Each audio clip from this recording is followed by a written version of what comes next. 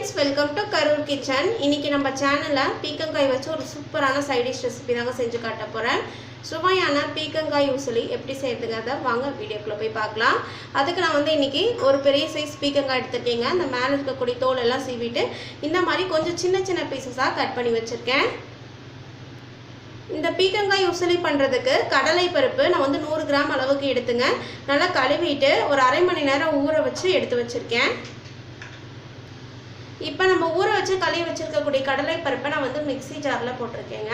இதில் வந்து ஒரு அரை ஸ்பூன் அளவுக்கு சோம்பு தூள் ஆட் பண்ணிக்கிறேன். நீங்கள் சோம்பு இருந்துச்சுன்னா சோம்பவும் ஆட் பண்ணிக்கலாம். இப்போ இதை வந்து கொஞ்சம் கொரகொரப்பாக அரைச்சி எடுத்துகிட்டு வந்துடலாங்க. பாருங்க, இந்த மாதிரி கொஞ்சம் நல்லா பருப்புன்னு தாங்க அரைச்சி எடுக்கணும் இந்த usali பண்ணுறதுக்கு. இப்போ இது இருக்கட்டும்.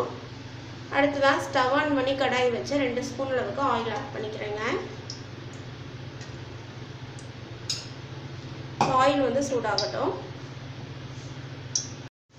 இப்போ ஆயில் வந்து சூடாயிடுச்சுங்க. இதில் கடுகு வந்து ஒரு 1/4 டீஸ்பூன் அளவுக்கு சேர்த்துக்கிறேன். அடுத்ததாக உளுந்து வந்து ஒரு 1/4 டீஸ்பூன் சேர்த்துக்கிறேங்க. கொஞ்சமாக வந்து பூண்டு வந்து தட்டி சேர்த்துக்கிறேன். ஒரு 3லேருந்து 4 பல், சின்ன பல்லாக இருந்தால், பெருசாக இருந்தால் 2 போதுங்க. இதில் பொடியான இருக்குன்னா வெங்காயம் ஆட் பண்ணிக்கிறேன்.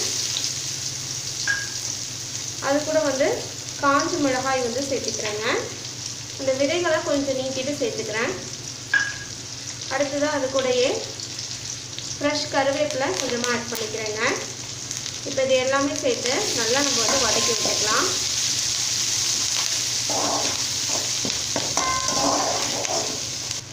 இப்போ வெங்காயம் வந்து கண்ணாடி பதத்துக்கு வதங்கின உடனே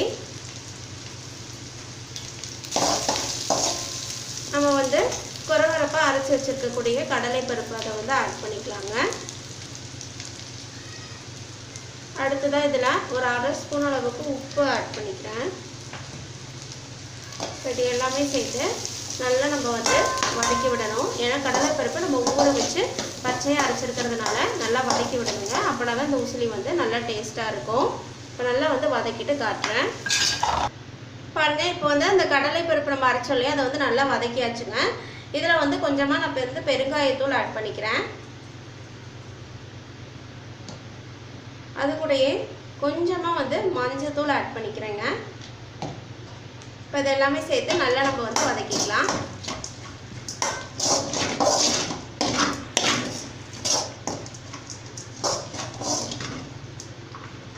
பாருங்க, இந்த மாதிரி இருக்கணும்.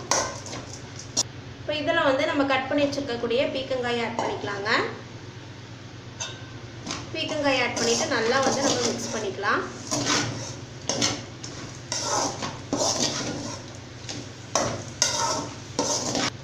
இதில் கொஞ்சமாக இப்போ ஆயில் ஆட் பண்ணிக்கிறேன். 1.5 ஸ்பூன் அளவுக்கு சேர்த்துருக்கேங்க. அந்த ட்ரை ஆனதுனால இப்போ ஆயில் ஆட் பண்ணியிருக்கேன். இப்போ இது எல்லாமே சேர்த்து நல்லா வந்து நம்ம மிக்ஸ் பண்ணிக்கலாம்.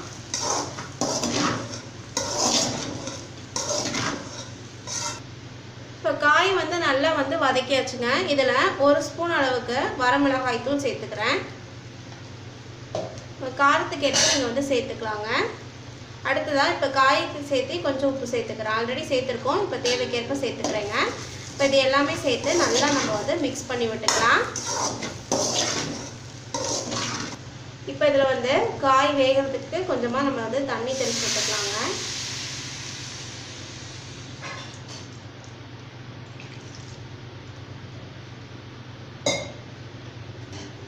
கரண்டி வச்சு நல்லா வந்து நம்ம கிளறி விட்டுக்கலாம்.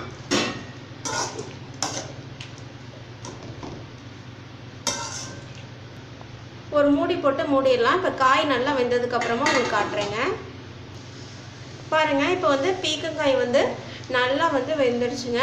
இப்போ ஃபைனலாக வந்து நான் கொஞ்சமாக தேங்காய் துருவல் சேர்த்துக்கிறேன். சேர்த்துட்டு எல்லாத்தோடையும் நல்லா வந்து நம்ம மிக்ஸ் பண்ணி விட்டுறலாங்க.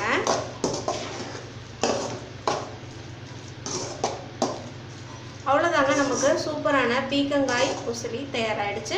இந்த ரெசிபியை உங்கள் வீட்டு கிச்சன்லேயே மறக்காமல் ட்ரை பண்ணி பாருங்கள். ட்ரை பண்ணி பார்த்துட்டு பிடிச்சிருந்துச்சுன்னா எங்கள் கரூர் கிச்சன் சேனலை லைக் பண்ணுங்கள், கமெண்ட் பண்ணுங்கள், சப்ஸ்கிரைப் பண்ணுங்கள்.